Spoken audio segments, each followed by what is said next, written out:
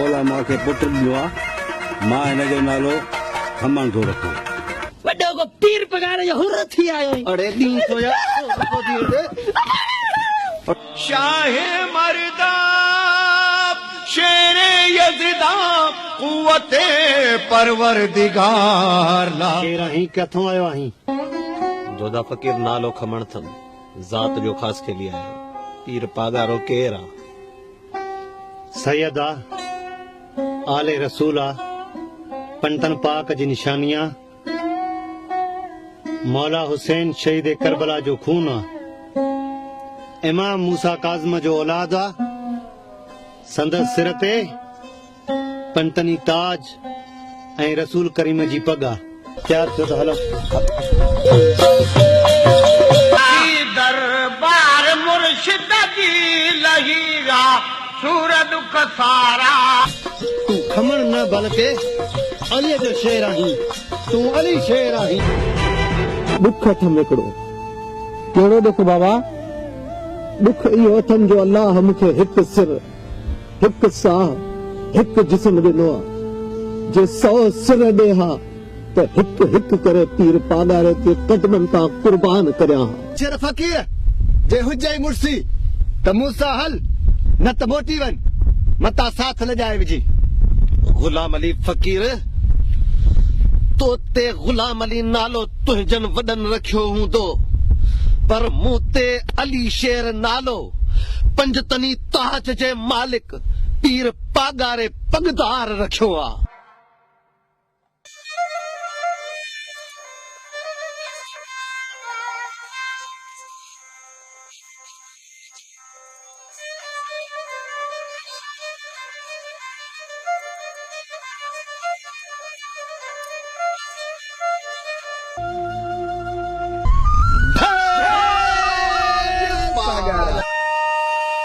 वो साहब मोहरन जी खबर आंदी आहे।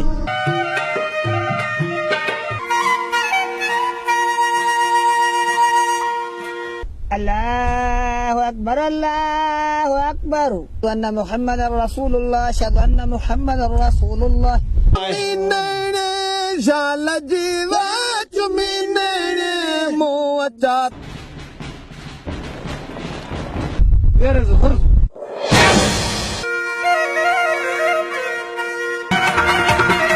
हादी हादी अलो।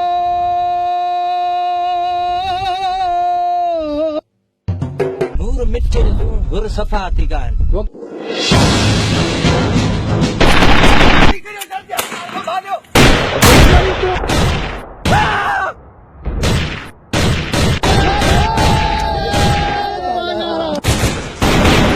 अरे यार केड़ो मोह खणी अॻिते हलंदासीं। सुमर तू ही खाड़ी उतरे ओले संभालियो, जना तू मूंखे हमराही करा मता काफर फकीरनि जो पीछो कर। हाँ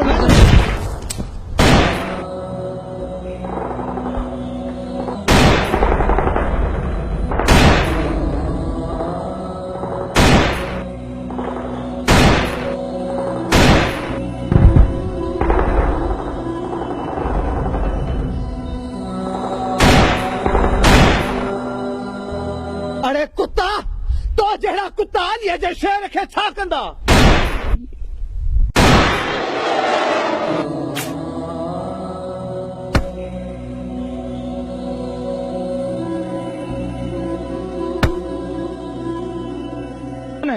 साहब ये अली शेर फकीर खास के लिए आए, ऐं खावड़ी फकीर खास के लिए आए, ये चन्नू फकीर मोची आए साईं, इसे सुमर फकीर गाँव आए। ओके विशाल मोहम्मद, इसके सिर काट के लेके चलो।